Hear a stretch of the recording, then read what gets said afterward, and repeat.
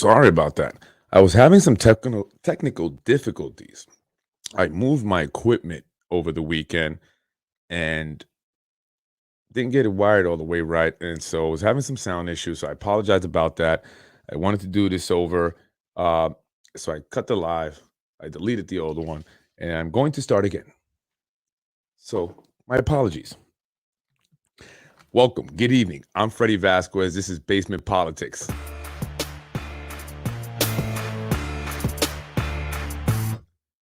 No, we're going to stop it there. I'm sorry again. I apologize. I had some technical difficulties, so they was having some sound issues, so I had to cut the live, and I'm back on. So I just want to start from the beginning again because of the technical difficulties, and I wanted to start with the Westchester County legislative race between incumbent Democratic Ruth Walters and her challenger, Republican James Nolan. Recently there was a police report that was being circulated through Facebook, and as I mentioned before, I received this from a source who sent it to me and explained to me the situation. Now, I didn't immediately put it out because I wanted to get some background from or some information and some comments or response from Ruth Walters. So I reached out. I had my office reach out, and we did not receive a response. We held on to it. I didn't put it out, and then I saw the Yonkers Voice had issued or put a post up with the police report. However, that one had all the information. Nothing was redacted on it. The one I had is redacted, and after seeing that, I decided to go ahead and put it out because it was already out anyway, and that caused a stir apparently. And I've seen some people go back and forth with the county legislator on Facebook. I had these comments and conversations sent to me as well. I won't share that, but it just seems like a lot has not been going right for the incumbent. She recently today lost an endorsement. She lost an endorsement. But for those who are not familiar with the allegations, according to a source, County Legislator Ruth Walters had someone working on her campaign when she first won and got elected. However, when it was time to pay, the person did not receive his payment. The person was upset and tried multiple times to reach out to the county legislator to no avail. He sent text, or she, I don't know if it's he or she sent text messages, phone calls, and through other means of communication, and attempted to reach the county legislator to receive payment. According to the county legislator, the text messages and the communication became a bit concerning and threatening. And I wanted to share that right now with you guys so we can take a look at that, and you can read it along with me here. Um,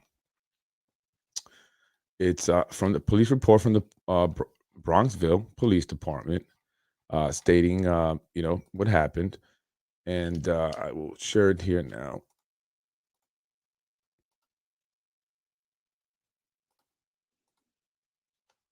Nope, that's from a Halloween party.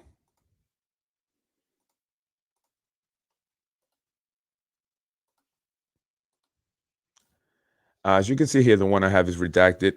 Bronxville Police Department, and this was dated October 14th, 2017. Officers involved, names are redacted, but you do see Ruth Walters here.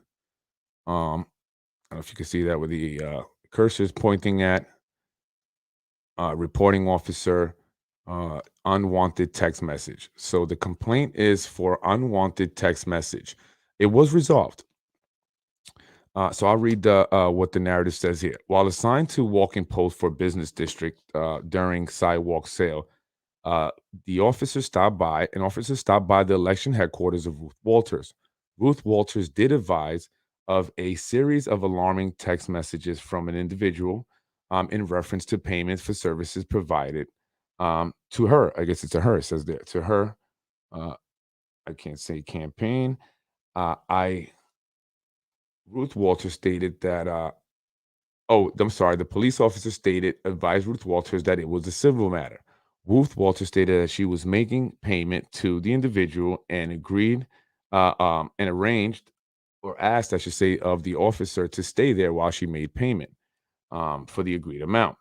The person accepted the payment and did agree not to have any further contacts with Mrs. Ruth Walters. So it was resolved at that point. I think the issue is, however, what some people are saying is the way she went about it. Just the fact that she was refusing to pay the individual because this person was of color, and the fact that she notified the police when the individual was simply trying to get payment for the work that they provided. I haven't seen the text messages. That has not been shared. I don't know if they were aggressive. I don't know if they were threatening, or what in the context they were, or and text messages sometimes can be hard, to decipher. You know, it could come off the wrong way. I know that happens a lot with me, me all the time. But it can, you really don't know how the person is saying it, right? So I'm not making any accusations. I don't know. All I'm saying is that this information is out there, and as a result, Ruth Walters did lose an endorsement. She lost an endorsement from Westchester. Give me one second. I'll put it up here. And I shared that as well. Coalition for More Tolerant Westchester. And I'll share that. So this was a recently an endorsement that she lost as a result. Coalition for More Tolerant Westchester. Can you see that there? As a result of the controversy involving legislator Ruth Walters engaging in what we believe was discriminatory behavior, the Coalition for a More Tolerant Westchester revokes any previous endorsement Ms. Walters may have had and hereby endorses James Nolan for county legislator in District 15. So not only did they redact or retract, I should say, their endorsement, take it back, they gave it to her challenger, James Nolan. As a private citizen, Mr. Nolan has done a tremendous amount for everyone in the community, regardless of color, religion, orientation, etc. Please vote for James Nolan on November 2nd. That's tomorrow, 2021, and help us send a message.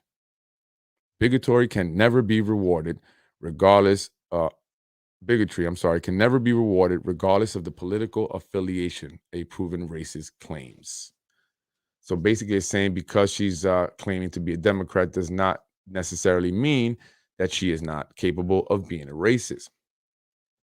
Will that hurt her chances of winning re-election? Miss Ruth Walters is a lifelong Bronxville resident. She won in 2019, and according to articles, Yonkers Time has worked hard to engage her constituents in East Yonkers, which she also represents. She also represents where many of the people, the constituents, feel that she has not been present, and that is one of the complaints many elected officials. Well, I don't say many, but a good number, many of elected officials receive. And that's what I hear from candidates who are, especially the challengers who are knocking on doors. They say, well, when we knock on doors, they say, we don't even know who the council member is. They're not around. Well, James Nolan is around. He's a lifelong resident of Yonkers, and he's been very visible. He's been working very hard. His campaign team is going hard. I see the cars all over Yonkers, well, in the district anyway, with the signs on them all over the cars. And he has a dedicated team, and he's been working to create change already before being elected. He's worked on drag racing, which I personally have been impacted by the noise ordinance from the loud mufflers. Where I live near Central Avenue, that would happen all the time. And it made it very hard for us to sleep. I even had to call the cops one night. Well, thanks to James Nolan, I don't deal with that anymore. The true story. Haven't heard it anymore. And we appreciate that. And if anyone is caught drag racing, you will lose your car and it can be auctioned off. Thanks to James Nolan. Very appreciate that. And I'm someone who can appreciate fast cars. I love fast cars. However, I also do understand that you need to be responsible. Everyone needs to be responsible. But the bottom line is these are already laws or legislation that he's already impacting and influencing, and not just in Yonkers, but throughout Westchester. So that's a track record. And again, I don't care about political or party affiliation. Democrat, Republican, that means zero. That means zero. Every individual should be judged on their track record, who that individual is. You have to get to know people before you vote for them. Don't just vote for someone because they're Democrat, but you know nothing about them, or Republican because you know nothing about them. And I hear Republicans are very much, for the most part, hard on the party line. Like they vote party line no matter what all the time. And I don't agree with that. I don't agree with that. But James Nolan's been out there. He's been volunteering. He's also founder of the Michael Nolan Foundation. He's done a lot for essential workers. He's also worked on gun violence here in the city, which is a very important issue. Violence, the increase in violence, crime, crime. It's very important. And anyone moving forward in our government needs to understand that crime is becoming a serious issue and it will continue to increase. Our economy is getting bad. It's getting worse. People are not working. You see the increases in gun violence, in robberies. It's going up. It's getting bad. So safety is becoming a big concern. And now we have to worry about low numbers in the police force, as many are not getting vaccinated. So they're getting fired. They're getting laid off or fired, not laid off, fired. Firemen, first responders getting fired for not getting vaccinated. It's going to become an issue. So crime is very important, and I appreciate any of the elected officials who tackle that, who make that a priority. And as many know, Mr. Nolan was impacted by gun violence. He lost his brother to gun violence about 6 years ago. And that prompted him to really work hard to make change. And I respect that, and that's commendable. We want to see you in the community. We want to see changes made. But again, crime is very important, which leads me to the city council race that I wanted to discuss, the District 6 between Tim Hodges and the Republican incumbent Anthony Moranti. That one is a big race. That one is a lot of people have their eyes on it. It's tough. It's going to come down to the wire. Anthony Moranti has been he's been increasing his ads. I've seen them more and more on Facebook, on Instagram, also out on the streets, driving around. He's got billboards. I think he's the only candidate that has billboards. I believe he has about 3 of them, and that's pretty expensive, pretty cool. But what we hear is he's spending a lot of money and he's looking to make sure that he wins. Why? Tim Hodges is a good challenger. A lot of people like Tim. So do I. I just recently had Tim over at my business yesterday, where we together sponsored a Halloween event for the kids in the community, not just District 6, but we were in District 6. We invited everyone from the city of Yonkers. They co-sponsored the event. I greatly appreciate that, Tim. That's what I want to see. That's what I want to see. He took the time to come into my business, meet my wife and I, greeted us, introduced himself, and we spent about 45 minutes talking. From there, we've developed a relationship, and he's always willing to help and support. And he's agreed, which I look forward to, helping me out with the traffic and the speeding on Lockwood. I have, mentioned this many times. I've taken a video of it. I've posted video of it, and I haven't seen anything done. No stop sign, no lights, warning of school zone, no signs. You can't put a speed bump. It's a hill. We want to send cars flying. But there needs to be something done there because it's dangerous. I've seen people almost get killed. Little kids, 12-year-old. It's dangerous. It's very dangerous. And I've mentioned this many times. I've posted several videos. Nothing's been done. However, in speaking with Tim, he's told me he's in there. He's going to help, but he's going to help regardless, actually. He said, it doesn't matter if I win or not. Once we get through this, I will make sure that we work on that. This is his community as well. So he cares about it. It's not just about being elected. So I appreciate that. And again, he spent the entire time with us yesterday at the Halloween Spooktacular event that we will continue to do. It was very fun. A lot of parents came. A lot of kids were there. Nice costumes. Pretty awesome.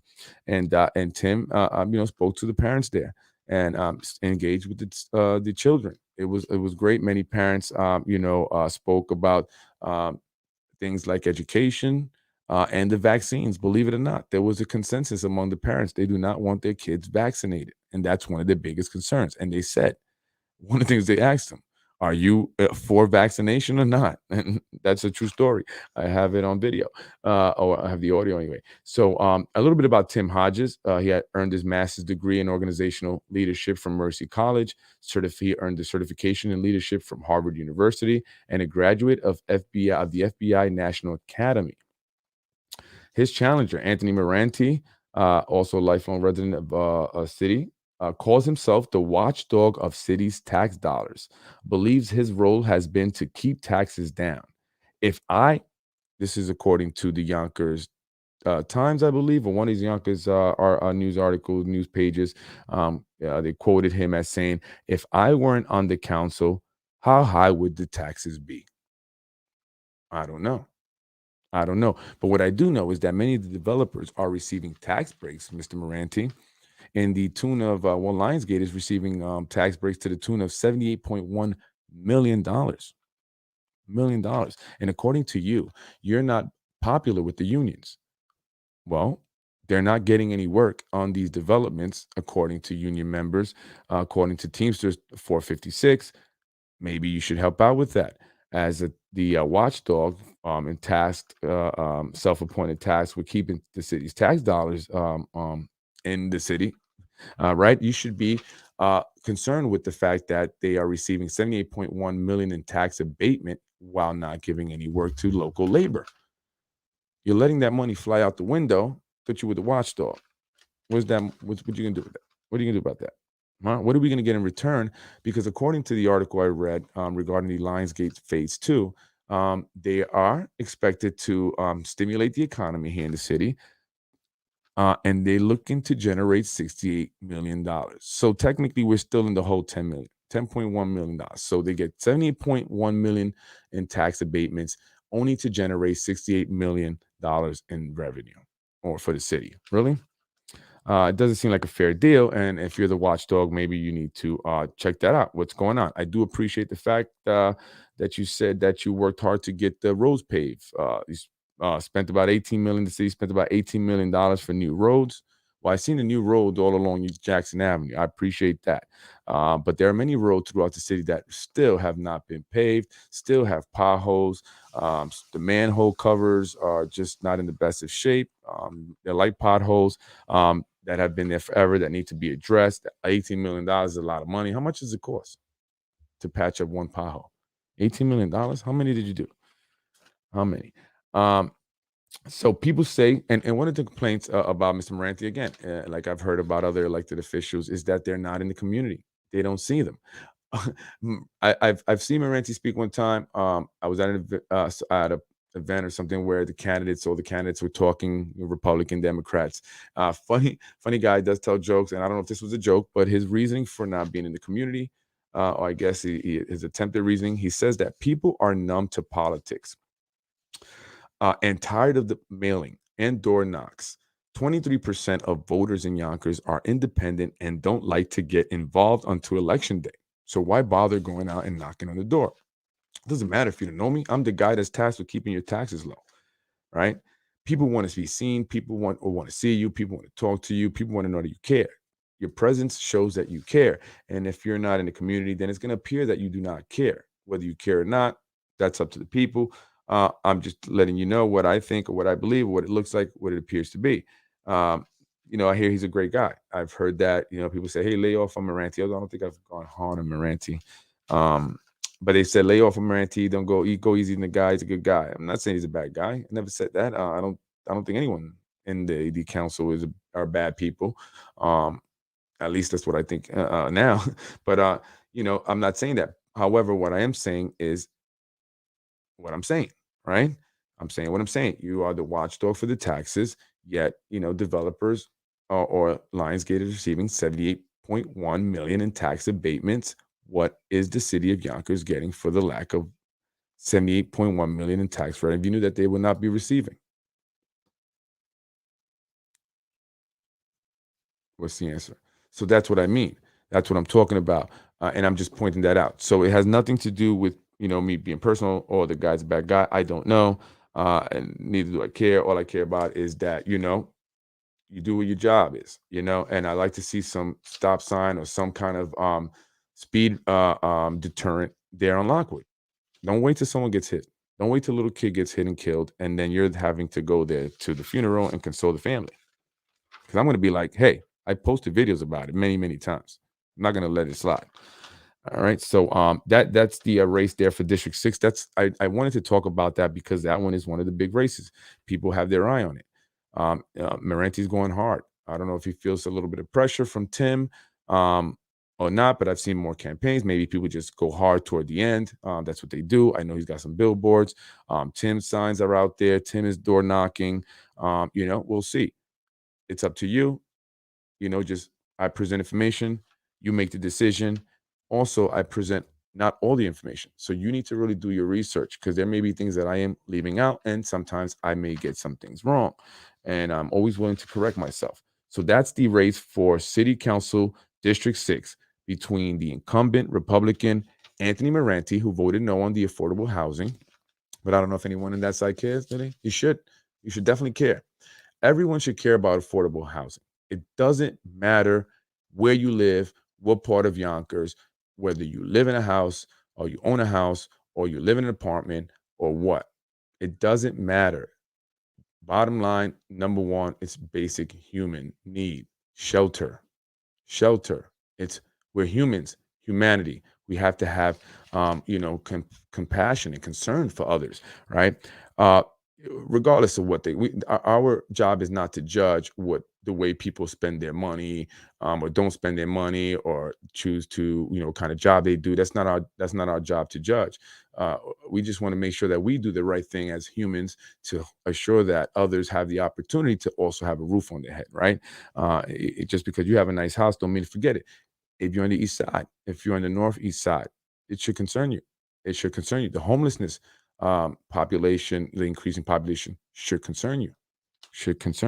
The developers developing like crazy should concern you.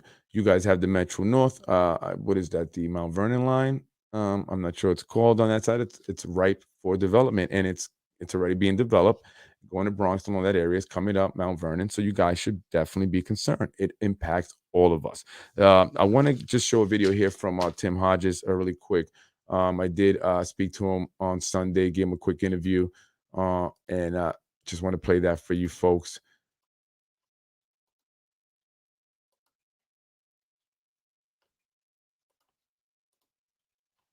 Actually, this is Lakeisha Collins. You know what? Let's get into Lakeisha Collins. Lakeisha Collins Bellamy. She's running for City Council president. She is the Democrat, and she is going up against Republican Ron Mattin.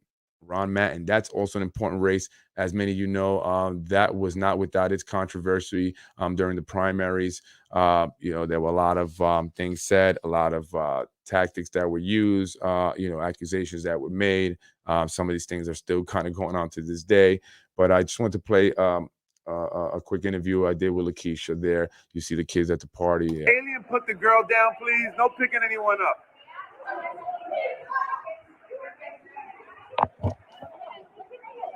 And there we have Yonkers Democratic City Council President candidate Lakeisha Collins Bellamy.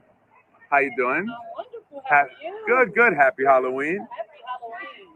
Well, I see we have a lot of kids here. Appreciate you helping sponsor this event today for the kids in the community here in the city of Yonkers.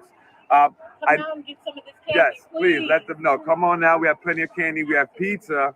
We have cupcakes. We have drinks and some music and some other stuff that my wife here has put on for the kids, along with you, Lakeisha Collins Bellamy. Monday is the last day before Tuesday when we go vote. Last day before Election Day. Early voting is today. Early voting ends in 5 minutes, is it? 4 minutes. So tell me about today. What did you do? The early voting, today's Sunday, the last weekend before the elections. What were you spending the day doing? The last 2 weeks, I've been spending every day either at an early voting location, meeting voters as they show up, telling them about myself, or knocking on doors. But today we take a little break to have a little fun and enjoy the children on Halloween. That's right. So you're having a lot of fun here with the kids. We appreciate what you're doing for the community. Tomorrow's Monday. It's your last day before Tuesday, the elections. What will Monday look like for you? So Monday is when you get ready for war. That's when you're doing your prepping for the day before election day. You're getting out, you're making calls, you're doing lit drops, you're knocking on doors in preparation for Tuesday, which is the final push, right? Polls open at 6 a.m., so you're encouraging people to come out and vote early. And then you're also trending, watching who's coming out so that you can go knock on doors and grab people and say, hey, I know you haven't voted yet, please come out and vote. So we're hoping that the turnout is great and that at the end of the day, we're victorious. Well, we are expecting nice weather, Thank right? goodness. It rained at the time of the primary. So I watched the forecast. We're not expecting rain. So come out and vote. If you didn't make it today, make sure between 6 a.m. and 9 p.m. on Tuesday, November 2nd, you go to your regular polling place and cast your vote. Now, what have you been hearing? What's the consensus among the doors that you've been knocking, the residents? How are they feeling? Are you feeling confident about Tuesday? You know, I take nothing for granted. So I pray and I don't worry because you can't do both. So I've been praying and I've been doing the work. And the way it's looking at the number of people in the party, of course, you can't predict how they voted. But the turnout has been overwhelmingly Democratic. So we pray that that works in our favor. But we take nothing for granted and we keep knocking, right? I saw you at the opening of the cottage. What is Cottage Gardens? Is that what they're calling it? It's Ridgeway. Ridgeway. Yes. Okay. The old cottage garden apartments where Right. you grew up. Yes. How was that like being there, doing the ribbon cutting on the new affordable housing development that went up where you grew up? It was very emotional. Just looking at what is newly built that looks like the Apex. They had a rooftop deck with beautiful views of the Hudson. And you look at the three buildings that remain that look like the old cottage. We've come a long way, right? Just looking at the transformation of it all was very emotional. It reminded me of my childhood growing up there in Cottage, and it just gave hope. So I was very glad to see it, very glad to host the event with the Housing Authority, and it was awesome. It was awesome to see people that are going to move into those buildings and very excited about the new units that they'll have, and it gives great hope to people that need affordable housing in Yonkers. That your apartment can look like the Apex, anything coming up on the waterfront, right, and still be affordable. So that was awesome. Absolutely. And I hear that they just finished the development, 80 units or something to that effect of Yes. affordable housing. And they also are going to have a universal pre-K, right? Is that correct? Yes, In the already building. open on the lobby, right on the Warburton side. So they have a universal pre-K, and I don't know if you said they had solar panels. Like Yeah. affordable housing has come a long way, so it was awesome. It was an awesome project. Well, that's good. And I honestly, me hearing that, I think that's an amazing, that's amazing news, right? Considering that we've been talking about the need for more affordable housing. I just I saw that going up, right? I saw the construction when I drove by, but I didn't know too much about it. And I think that maybe there's a lack of maybe information being put out there. I mean, I know we still need a lot more affordable housing units, right? But I think in at least letting people know that this one was just about done, all the amenities that it had to offer, kind of give some people hope, right? I think, maybe we talk about that because I think that's great what you said. They have a rooftop, they have the universal pre-K, and it's a beautiful fitness center. Only thing that they didn't have was the pool. I asked where the pool was, it wasn't there. But Hey, listen, that's a super luxury there. Absolutely, right? So that was phase 4 of 6 phases. So there are 2 additional phases still to come. So be on the lookout. I know I always share on social media anytime I get wind of affordable housing coming up in Yonkers. There is another one that's coming up at 10 School Street that is being built in conjunction with St. Joseph's. So there are applications out there. Check my Facebook page. I do have the link there. St. Joseph's website also has the application, but there are absolutely opportunities out there. But we need to, as you said, put it all together so people have one place to go look and Right. know what's coming up here in Yonkers, so that they aren't finding out when it's too late or the business Right. is already closed. That's a great So idea. have one place that has all listings of affordable housing here in Yonkers, and blasting it out to people so that they know and get first-hand information because the people in Yonkers need it the most. Absolutely. Well, thank you so much, Lakeisha Collins Bellamy, Thank you for having me. candidate for Democratic candidate for Yonkers City Council President. Today's early voting. Monday's not rest for you, right? You'll be out there, but it'll be rest for the voters. And then Tuesday, It's go and vote. time. It's go time. Yes. There you have it. Lakeisha Collins Bellamy. We're in Yonkers here on Lockwood, where we're having the Halloween. We have plenty of candy. Plenty and of candy. treats. Bring the children. We're having a Halloween costume. I'd love to see your best costume. Come out, 105 Lockwood Avenue here in Yonkers. Thank you so much, and we'll see you on Tuesday. Yes.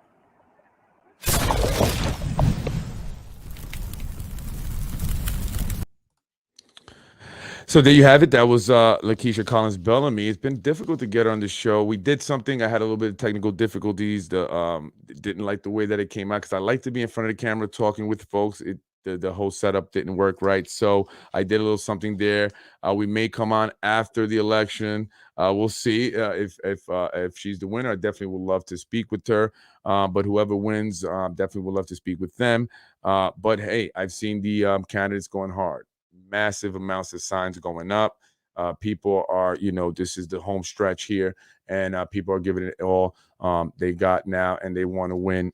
So again, I've seen the ads increase by Mr. Moranti. I've seen the billboards that he has. That's crazy. That's cool. I would like billboards too if I were running. And I've seen increased ads by Ron Matt, and I've seen increased signs being put out throughout Yonkers, and just rows of signs, rows all the way. Those are the three biggest races in the elections, I believe, at least that's impacting the residents of the city of Yonkers. Right. And in fact, they say that the most competitive one is the one between incumbent Democratic Westchester County legislator Ruth Walters and the Republican challenger James Nolan. Again, that's been full of controversy in the last few days. As I just showed you earlier, Ruth Walters had an endorsement taken away, and they actually now started endorsing her her competitor, her opponent, I should say, James Nolan, in regards to, as a result of the accusations that have been made, the police report that's been circulating Facebook, and it's like we see this a lot as it gets closer to election time, right? We saw this in the primaries. With City Council President Mike Cater, where he received a bunch of robocalls, negative mailings. His family was directly targeted with robocalls and text messages, a bunch of untruths, lies and just things designed to psychologically impact an individual, take them out of the game, hurt the family, and really just make someone want to give up, make them want to give up. It's not easy for folks to put their family through that. I've spoken to and speaking to some of the candidates, for example, Ron Matt, and he tells me how his wife, was just, dealing with all of it, and is ready to be over. So, a lot of these spouses, the significant others are impacted, the children, so I mean, if something is true and it needs to be put out there, I understand that. And I don't know if this was coming from the James Nolan camp. I don't believe so. I know it was sent to me by someone that's not affiliated with the camp. And one of their concerns, or one of the things that they did not like, this person that sent me this police report, was that, they spent her team, and when canvassing, spent the entire time speaking negatively about her challenger, her opponent, Mr. Nolan, specifically about his vaccination status, which I think that, again, my belief is that's personal medical business. I think it does impact anyone or any reason why someone should not be voted. Again, look at the track record. Look at the track record. Who's doing what? Who's in the community? Who is someone that actually will be there for the people when they call upon them? Mr. Moranti likes to state that he's there or just a phone call away. Well, I happen to personally know that that's not actually always true. I mean, we've reached out when we've had an issue. Our business is located in his district. We didn't get much of a response. I mean, it was, I don't know, whatever, kind of, and we're still dealing with the issue to this day. And we're a small business in his district. We provide jobs to members of the community. We provide services, very much needed services, to families in the community, right? Wouldn't you think that that would be something that you would definitely want to make sure, hey, what's the issue here? I want to make sure you guys are running and running right, correctly, operating, servicing the families, and being a great asset to this community and this district. That would be my response. I'm just saying. I don't know about being a politician, but that would be my response. Go help. Go help. A generic email that probably was sent by an aide or a staff is not something that, I think that how it should be handled, right? And so again, and I think everyone should take a look at that. I'm not talking about just a specific race, but in any race, look at the candidates. Are they, elected officials that have been out in the community? Have they impacted the community in a positive way? Or are we still here with the same old problems? Same old problems, talking about the same old stuff. Affordable housing, still at 10%. The need for affordable housing. Education, the schools overcrowded, the quality of the education is not the greatest. And now we have the vaccination mandate stuff to kind of contend with on top of everything else, the lack of funding that the schools receive, right? We've been talking about this for years now, for years. So how do we change this? How do we change it? Well, one of the ways is we stand up and we vote. Tomorrow is election day. You have to go out and vote. Vote. But also getting together and uniting and fighting and standing your ground, staying strong and not backing down. And that's exactly what was done very recently when a group of parents and teachers from the Yonkers Public Schools got together, attended the recent school board meeting on the mandates, spoke their piece. They, spoke their concerns, gave them facts, then got together. They came on my show. We discussed it further. I shared that show a lot. They went on IG. They did another live. This group is Yonkers United 2021. As a result of their persistence, the mandate that was in place for student athlete has been relaxed. Student athletes are no longer required to get vaccinated. They can now get weekly testing instead. So this is not this is great because this is a step forward. It may not be a complete eradication of completely eradicating these mandates, but it's a step forward. And that's progress. That's progress. Now there are students who were not going to play sports, losing scholarships, right? Because they didn't want to get vaccinated, who are going to be able to now do so. I mean, you have to look at what's happening here, right? You have to read between the lines. You're making these students get vaccinated if they play sports. You're making them get vaccinated if they want to attend college fairs, right? So what are you doing? You're dangling a carrot in front of people and say, "Hey, if you want this stuff, you have to get vaccinated," and that's horrible. That's horrible. I mean, they can. I'm surprised they didn't do it with school. If you don't get vaccinated, you can't come in school. But again, that would have been a big, huge deal, a big, huge deal. So they can just do that outright. But it's very ridiculous what's being done. But the point is that in order to make change, you have to stand up. We have to unite. It has to be a group. It can't be just one person. And it's not about being a politician or an elected officials, as some like to say. Whatever. It's not. It's not. It's about being active in your community. You don't have to be elected official. You can just be a parent, teacher, business owner, just a person in the community. Stand up, get together, organize, and rally. Not violently, not aggressively, with facts. And you don't back down. And that's what was done. And you see that change has happened. You see that change has happened. So I want to encourage that. And I want to also invite everyone, families, people from the city of Yonkers. The next school board meeting is November 17th. So for those who have asked me about the next one, there you go. November 17th is the next school board meeting. We are asking that everyone attend, especially if you feel strongly about these mandates specifically with the mask, right? And even just assuring that we don't see the vaccines being mandated all across the board. And I don't think that's going to happen, but it may. It may. But we want to make sure that they know that we are there to speak up about it, because I am a parent of two beautiful Yonkers Public School students, and I am very much concerned with the vaccines. I have seen what they've done to people. I've had researched the facts, and it's crazy how people are still requiring that. And I'm not sure why, but we vote people out or we vote people in, and we do that tomorrow, November 2nd, Election Day, here in the city of Yonkers, here in Westchester County. Go out and vote.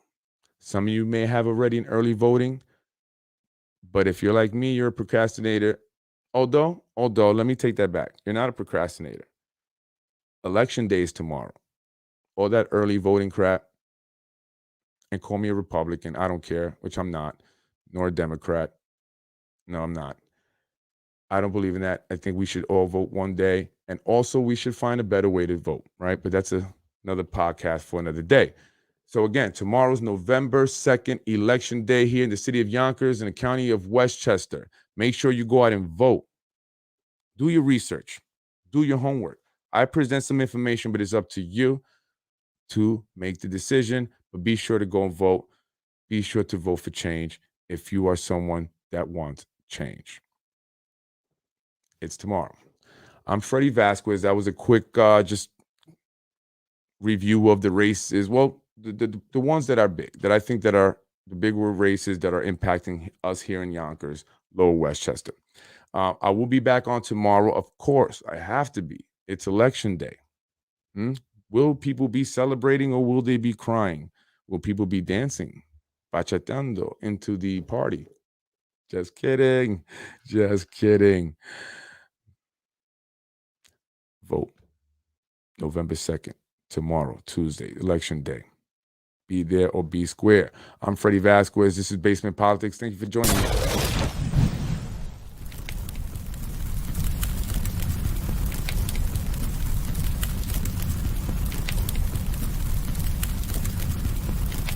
By the way, I have not heard back from Lionsgate.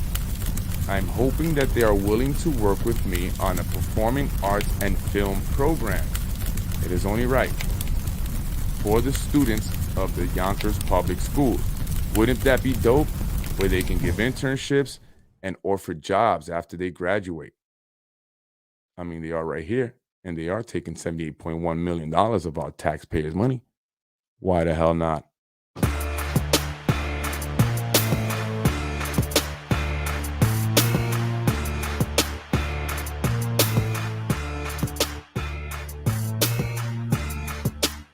Watching Basement Politics on my dad Freddy Vazquez. You're watching Basement Politics with my dad Freddy Vazquez.